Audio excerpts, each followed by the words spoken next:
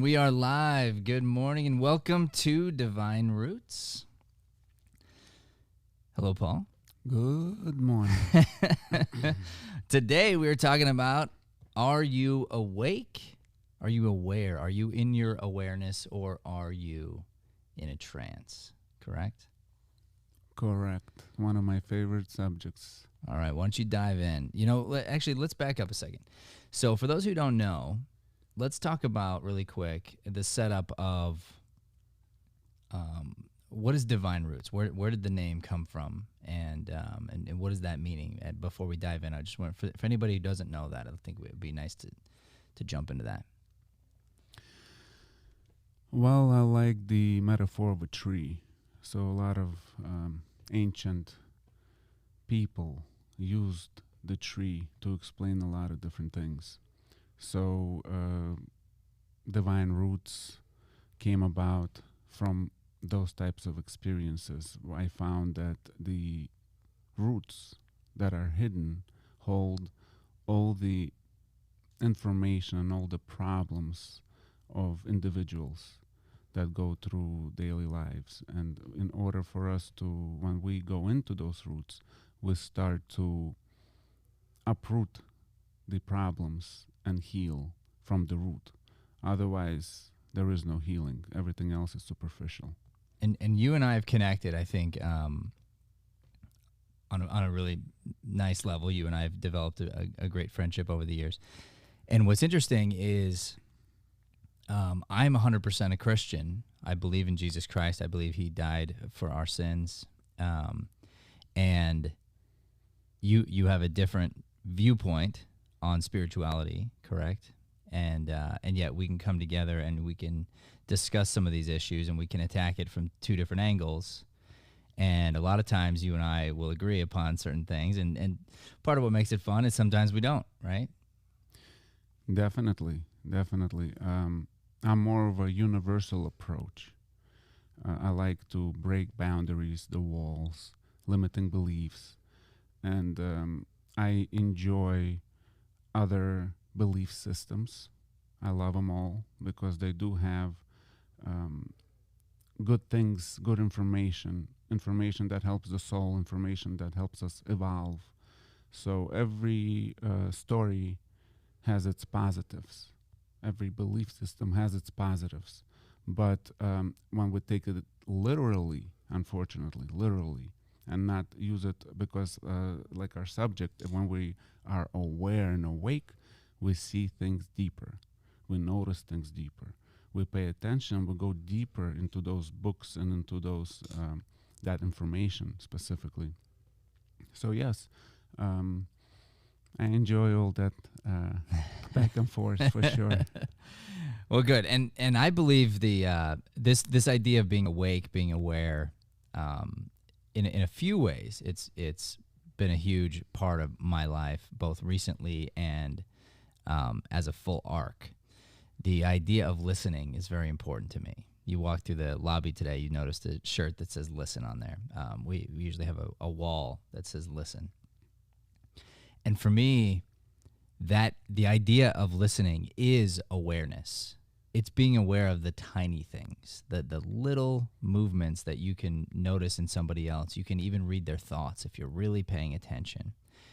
And when you do that, I believe you can use that superpower for good or for evil. You can take advantage of people if you are hyper listening, and you can also be a huge benefit to somebody if you're hyper listening. You can almost like I used to do this thing with one of my clients who he was very good to me, and I used to travel with him and help him out.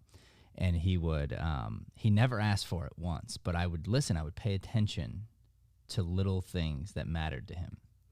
And he happened at the time to like Diet Coke.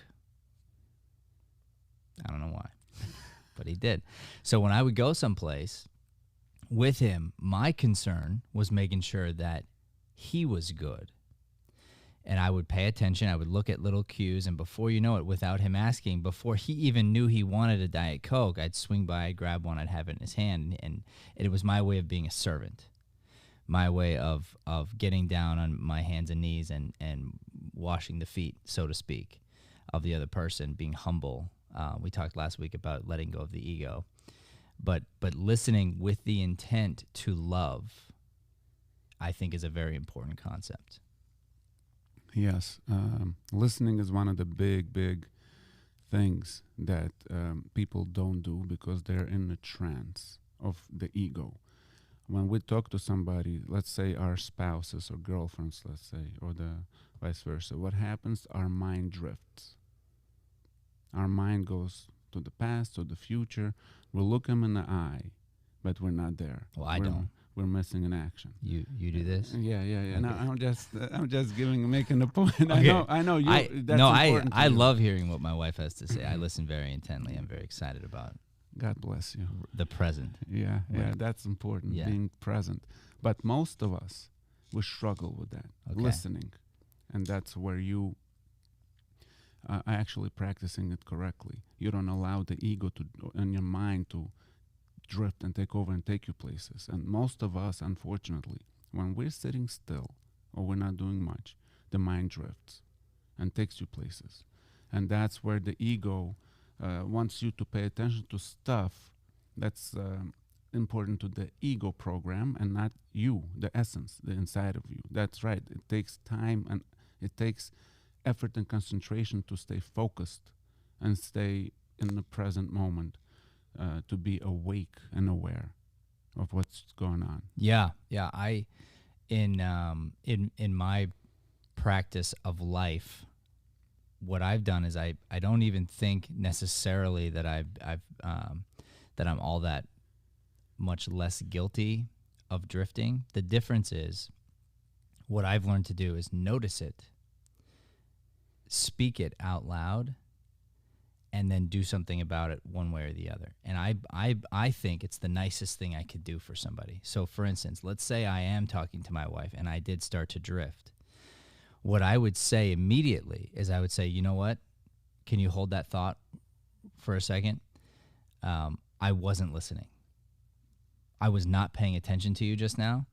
And whatever it was that I was thinking about, sometimes I'll say, I need to focus on this first. Let me come back and hear you. Or would you mind, would you please start over? I really want to hear what you have to say. But to be bluntly honest, I didn't hear the last 2 sentences or something. You know, like I will be that upfront. And at first that could be jarring to somebody to hear like, oh, you're not listening to me. But what's interesting is people usually already know that you weren't listening, or you're going to get caught. And either way is going to be worse than you admitting it. Yeah, 100%. And it's a way of me jarring myself back into being present. So that's like a little hack, a little takeaway for today. That's a good one, actually. Another good one I would do is when you are listening to your wife, always stay transparent. Don't allow anything to kind of have a hook onto you, because what happens, those energies, whatever they are, you want them to go in and out like a flow, like a river. Because what happens if we allow those things to settle in our sphere of consciousness, in our energy field, it piles up, and we have to process all that, not just our stuff, but somebody else's stuff. So it's very, very important to stay aware of when somebody is actually speaking, they're releasing energy. There's good energy, there's negative energy. So what happens, you want it to come through. Do not allow that energy to move you emotionally in any direction. You got to stay as neutral as possible. Because if you are allowing those energies of somebody else's to get you on an emotional ride, puts you on an emotional ride, that's a problem, because people go up and down because of that. And that's when problems start to happen. Yeah, and I think a lot of times those emotions can be detrimental, especially when we try to bottle them up. You know, and we don't allow them out, because you said free flowing. So it's got to be like, hey, if I had a stressful or like a hard or difficult last hour, I don't have to just keep that to myself and let that pile up and make it into this big thing that then I never release until 3 weeks later. after enough things have piled up that all of a sudden it's like this big explosion, instead of just saying like, yeah, it was a difficult hour. I can say that out loud. I can get through it. And then next thing you know, I'm on to it doesn't feel so bad anymore because all I had to do was talk it out. 3 weeks is a very short time. Some people hold on for 30 years. Yeah. Some people actually get stuff from their ancestors, from their parents, that the parents didn't work out, it piles onto them. So the process of reality becomes so difficult. And we then start to slowly slow down, get those bursts, get weak, tired, just get lost in ourselves. So it's important to stay awake and aware, to release all that.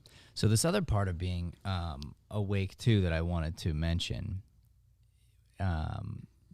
relates to the matrix, the idea of the matrix of being unplugged. Do you relate to that? Definitely 110%. Okay. Yes. So tell me, because like the way I'm seeing it was,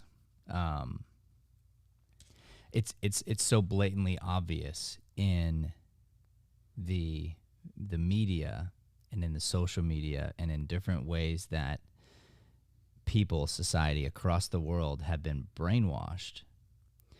And then when you start to study the science of it, you realize how easy it really is.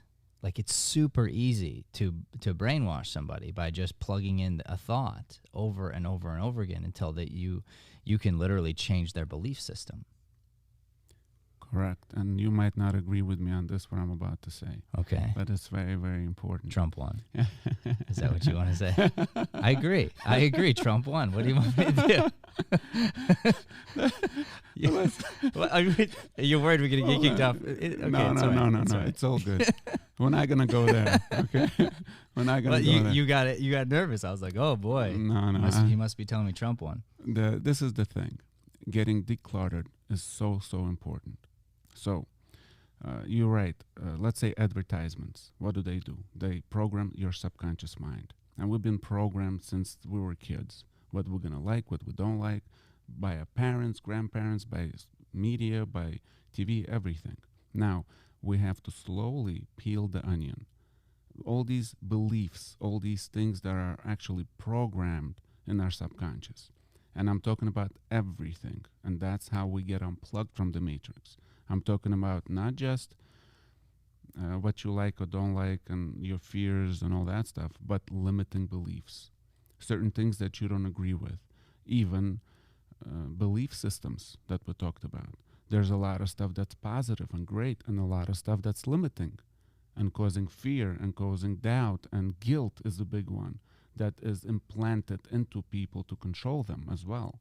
So we have to be super careful, because all these things, they create boundaries in our growth and in our awareness and in our, like we talk about, superpower that we have. It creates like a dome, that limiting dome. So all of that stuff needs to slowly dissolve, so we become free from chains. And then all these things amplify, and you actually start getting information from a different source, kinda, and you understand it differently because your processor, which is your brain, starts to process things differently. You start catching things that you didn't catch before because your processor is freed of this clutter of information that you don't need, if that makes sense. And I understand that freedom through Jesus Christ. That's your understanding, yes. Right. That's okay. Yeah. Everybody has the metaphor, and which is great. It's not a metaphor. I know, for you. No, it's just not a metaphor. Yeah, I know. But it's like, for, let's say, a Buddhist is going to be one thing. For a Jew, it's going to be a different thing. They have their own way of understanding. For you, it's Jesus Christ, which is wonderful. And that's fine. Thank you. You're very welcome. Continue. What do you mean? Huh? That was you were talking. Oh, that's it. I thought you were answering back. No, I was just letting you know that, because you were talking about the freedom, and I was saying, because you mentioned the idea of right. In belief systems there could be shackles, and I think in institutions there are shackles, but through Jesus Christ there is freedom. There is freedom in if you understand what Jesus Christ really stands for. And you can be saved literally in this life and the next through the understanding of Jesus Christ and going down that path. I agree. So I'll keep nudging you that way. I agree. And actually, what he represents is death to these institutions. That's the whole purpose of him dying on a cross. That's a lot of. That's one of the understanding that he actually represents change to old ways, old thinking, all these old patterns that don't work anymore. That's what he represents. And by him resurrecting, it represents divine consciousness, represents freedom, like you said, which is correct. Yeah. And you know, you mentioned the idea of guilt and whatnot. There are church institutions that perpetuate guilt. Mm-hmm. But the actual Bible itself does not, and Christ does not perpetuate guilt. As a matter of fact, it's the opposite. It's the forgiveness of sins. It's the washing away of.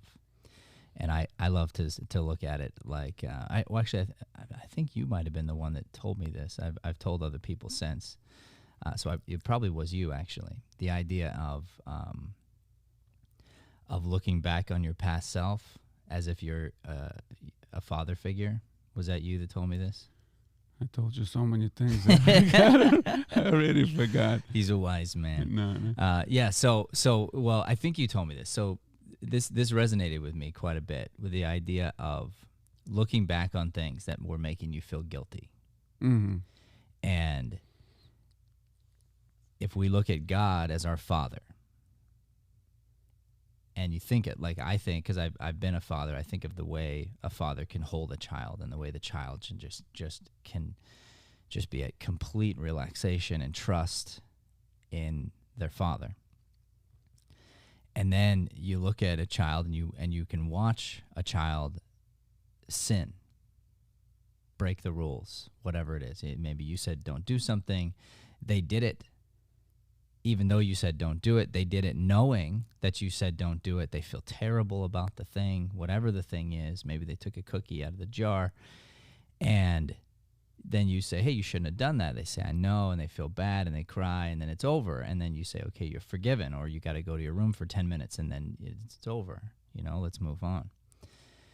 And what we do to ourselves is we don't forgive. We don't let go. And it's like, with that same father, would I go back to the 10-year-old 5 years later and say, hey, remember the cookie when you were 10? Let me just make you feel bad and guilty about that for a while. Let me just really, really harp on it and keep it in your mind and keep you feeling bad and small. Like, of course not. The father forgives and it's gone. But we have a hard time doing that for ourselves, allowing ourselves to let go completely of these past things, when in reality the Father's already forgiven us. It's already done. It's over. You can move forward and live in the present, in the now, and not let yourself get sucked into the past. And I think when you and I met, I was living a lot in that place where my mind kept going back to things that I, felt bad about or guilty about or this or that. And this exercise really helped me, because I was like, yeah, of course. I was doing my best at the time. And now I can look back at it and go, wow, like I would never do that now. But it's okay. It's gone. It's forever changed. Yeah, that's where unconditional love comes in, and conditional love. The conditional is the ego, unconditional is divine. There you go. Right? Yeah. And that's what we're talking about. Unfortunately, we ourselves, our relationship with ourselves is so limited. We're like in a trance, like we talk, because we constantly are paying attention to the game of the matrix. And they want our attention constantly, because wherever our attention goes, that's what grows. That's where energy goes, right? That sounds like a song. Yeah, that's where the energy goes. And they want our energy here in this matrix, because they create with that energy. So that's why awareness and being awake is so important, not being in that trance and that conditional existence. Instead of being free and an unconditional love that we talked about. That's divine. Okay, there's different names, different approaches, but the whole point is being that unconditional love. There's no condition. Right. The upstairs just loves you and wants the best for you. Yeah. Like the true father wants only the best for his kids, like we talked about. That's the same thing. Yeah. And there is no guilt, no shame, no nothing, and freedom. But what do we do as human beings? Like we talked about, we hold on to things. Why? Because we like control. Even to bad things. We want to control bad things. Difficult things that make our lives difficult, the fear, anger, resentment, guilt, we hold on from the past. Why? Because we like control. That's the ego again. Because it wants to hold on. It's afraid to let go. Why? Because it's, no, if we let go, something is going to be missing. We don't know what's happening. If we let go, there's going to be an empty spot. Something's going to be missing and something's going to die within me. Move on. Go. And relationship with self is so important. And how do we get there? By awakening slowly and having a relationship with ourselves inside. That's in the book. Yeah, of course. That's it. Of course, yeah. It's the cornerstone, and this idea. If we go back to what I said in the beginning too, of what I believe to be the Holy Spirit, and you believe to be the universal source. I believe lives inside of us, and so this idea of listening with the intention to love. So it's not like I don't believe I'm a God, but I believe that the Holy Spirit of God lives inside of me. Okay, and so by listening and by tapping into that, the Holy Spirit will guide me, will talk to me, will inform me. And sometimes I listen, sometimes I don't. Sometimes, and doors open and doors close, and it's always for the best. And if you don't listen, God will have to knock you off the bike sometimes. And then this life, it's a totally different topic, but this life is so crazy and so hard and so difficult. This journey we're on, and there's so many whys that we may never understand until the next level. Like bad things happening in the world, they do happen, right? And we're gonna do a whole episode on loss. Loss happens in all different shapes and forms, and how we understand that and how we bring that into our present life is a big deal. So my concept is I'm listening intently, giving you all focus with the intention to love. If I'm not doing that, if I don't have the intention to love, then I probably ought to be doing something else. I probably ought to be focused on something else. I just ought to do whatever my mind is on. Like, that's all right. But don't pretend to be listening when really you're not. What about this? What about we'll listen with no intention at all, but be an observer? I don't like that. I think like that's too passive, because the intention to love it's the same thing in a way, because I don't know how I'm gonna love you, but it's like I'm listening. So if the definition of God is love, which I believe, so if I'm listening with the intention to love, I'm listening with the intention to be informed by God. So I am listening in an open state, but I'm listening with the intention to love. Most people listen with the intention to speak. They listen with the intention to see what they could get, rather than the intention to really hear, understand, and provide some form of good. When you're talking to somebody, or when you're alone, the intention is to hear your Holy Spirit within. That's the thing. Becoming an observer and constantly being engulfed in that essence of the divine. And when we become an observer, and the ego and the mind is completely neutralized, the unconditional love is automatic. They feel it. The people around you will feel it, because it will radiate from you, because you allowed your personality to get crucified. And now the essence, the divine essence that's within you, that divine energy flow flows easily, effortlessly. Why? Because that intention of something, like that, you neutralize everything. What you want to do, what you want to accomplish, there's certain desires and all that, all of a sudden neutralized, all the thoughts. I completely agree. Yeah, I think you and I are saying the same thing, because I think the intention to love is, it's unconditional. it is a neutralizer. That's right. That's right. If I have the intention to love, it washes away, it pushes out ego, and it forces me to be listening at a different level. I do this when I teach. Oftentimes I do it on podcasts and shows where I can really zone in. And I forget what I look like. I forget that I'm on camera. I forget the fact that, we're live or whatever. It's like, all I care about is you and how can I help you? Nothing else in the world matters. And that becomes this unconditional love. It becomes the idea of I'm listening really intently to help. And it doesn't always work. Sometimes I'm wrong. Sometimes I say the wrong thing, or I say the right thing, but in the wrong moment or something. And then I go back, reflect, and okay, how can we improve for that next time? But the intention was always to love, because I'm listening with this space of help me be informed on how I can benefit you, or how you can be benefited through me. Because if you're in front of me and you're talking to me or taking a lesson, your hope, that's your hope, Yeah, I understand. Yeah, we are talking about the same thing. The only thing that's different that I'm saying is you are actually just an observer of yourself, how you feel, and an observer of the situation, and that whatever that person's coming out of that person. So you're observing everything that's happening, okay? And that will be, like you said, when you zone out completely, you forget how you look. That's the observer part. You become the observer of the whole situation. Your consciousness becomes on a different level. And your awareness is there, and you're awake at that moment.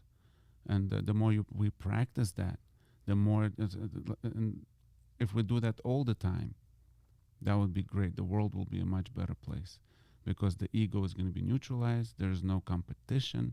There's more compassion, and we'll still get whatever we need and whatever we want, but through a different channel of creativity, kind of. Not constant battle within of what do I fit in? How do I fit in? That's the ego constantly saying. Yeah, that makes perfect sense. All right, let's wrap this up. Let's give a few takeaways here. So,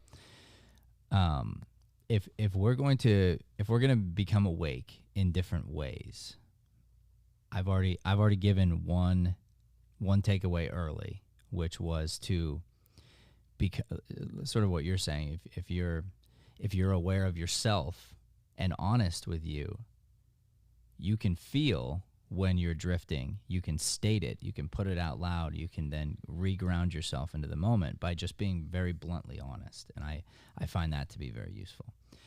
What are some other ways that we can maybe start to get outside the matrix? I mean, I'm wondering too, sometimes if we have a particular belief system that's really deep, sometimes what's best can be to study, learn, look up other viewpoints that are outside of our own. Would you agree with that? Yes, the more viewpoints, the better. Universal information is good because it opens certain things inside of us, activates certain things. But when we go within ourselves, it's scary. So I want to warn people, you are going to feel uncomfortable. Being awakened, it's very uncomfortable. Anybody who saw the movie Matrix is actually accurate. He was uncomfortable in Neo in the Matrix, right? It's very uncomfortable to know your truth, to actually process your truth, what you were holding on all these times, that all this negative thought forms, energy experiences, trauma that you were holding on to, all that stuff all of a sudden starts to come up, and you have to process it. And the more you go within yourself, through meditation or prayer or whatever avenue you want to use, by starting to go within yourself, or being in silence, or just breathing exercises. There's different types of practices you could do. Yoga is also good. Just taking a walk by yourself and allowing the mind to center and go within. So there's a lot of different exercises, but when we start doing that, it makes us very uncomfortable. Why? Because we run away from ourselves constantly. We like to be in a trance. We like to pay attention to social media or do other stuff. Why? It's easy because we numb that part. Yeah. We don't want to deal with our pain and past and all that stuff. We want to be either just numb and under anesthesia. I think that's key what you just said, and that might be the biggest takeaway people could start with, because this is a very deep subject, as most of the ones we talk about are, and we'll need to go deeper. But perhaps the first step is just acknowledging how easy it is for all of us to be in a trance, to fall back into a trance, to allow ourselves to get stuck into certain things. And the first step is becoming aware, acknowledging it, seeing it. As soon as we're aware that that's happening, then from there we can start to say, okay, systematically, what are some steps that I personally can start putting into my life to change some of these patterns if I want to. If I want to pull out of the matrix and I want to live a life that's different, that's more peaceful, I first have to acknowledge that it's possible that I'm in a trance right now in various avenues of my life, and how can I pull out if I don't even know I'm in it or I'm not willing to admit it? Yes. Another thing I wanted to add. What? Trump won. The very important thing is when we start to awaken, we realize that we don't have, there's a word for it that came out when you said, again, Trump won, and it completely threw me off. That's my job. That's my part of the podcast. That's right. I'm supposed to add a little, right. uncomfortableness. That's right. That's good. Uncomfortableness is good, but identities will fade away. Yeah. Slowly but surely, whatever you identify with will slowly melt.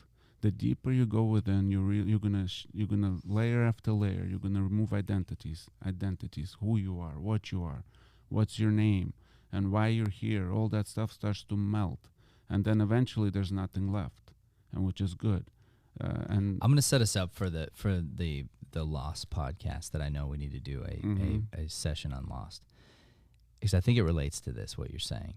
I was talking to Brian last night, and I said it's very interesting if you get the opportunity to be around a loved one when they pass, and leading up to when they're gonna pass. And I'm not talking about they got into an accident and they're fighting for life. I'm talking about the end of life, and it's clear they know it.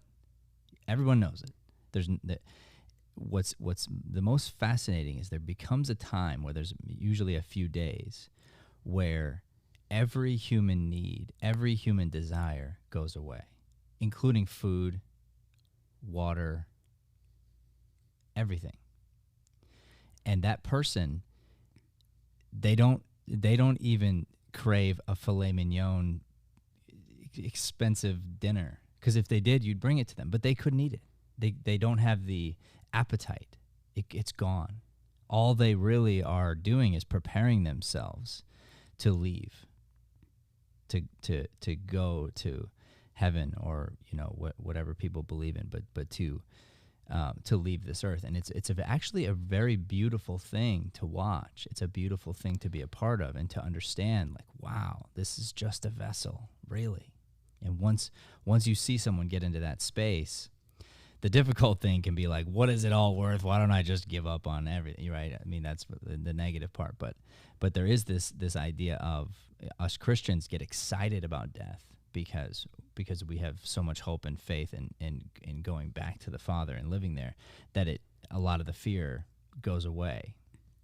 And to watch somebody in that state could be fearful among one perspective, but it can be very uplifting and free from another perspective. yes. So you're talking about physical death. I'm talking about for the body to still be here in this reality, and your consciousness and your ego dies, but your consciousness expands. So you're completely reborn while you're still here, right? So and then you start seeing the world from a completely different lens, completely different filters, and it becomes for some people call it heaven on earth, right? Yeah. Because your perspective on everything changes. Okay, so every traditions, the Buddhists, the Jews, the Christians, the Muslims, they have that idea of death is actually something pleasant that the sages used to say to each other. So you die every second with grace, meaning all of your old identities and things that you hold on to, so they melt away and go.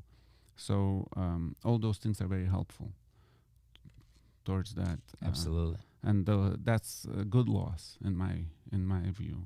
Yeah, I completely agree. But physical is completely different. It is completely different. But what's interesting is what I was saying was it's related in that yes in that the letting go of the consciousness that you're speaking of then becomes effortless because the human need goes away.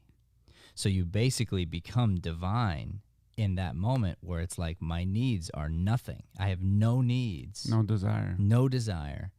I don't want any of the things that I've been tempted with. So then what am I left with? There's nothing but to go in, and then that's where peace happens. So it's an interesting thing where because of the physical transformation, it forces people to do that. And what you're saying, which I agree with, which we need to save for another podcast, is you can have that now without dying, without the physical death. You can have it right away if you through practice. Correct? Yes. But this subject is so fun and so deep. A lot of people think that when we cross over to the other side, that it's all butterflies and flowers, but we forget that backpack that we carry, we think that it just drops off. It doesn't work that way. Those boulders are still with us, and unfortunately, what do the boulders do? When the spirit wants to fly high, but we still have all that stuff, so we all have to work that stuff out. That's the whole thing. It's not gonna go away just with the snap of a finger. You cross over and it's all gone. No, we have to work things out. If we don't do it, our kids have to do it for us, and grandkids. That's why we have a family tree. But it's a deep subject, fun subject, and we're gonna do it with intention of love. I love it. All right. Thank you so much for watching, everybody. This has been Divine Roots, and we'll see you on the next episode. Thank you, guys.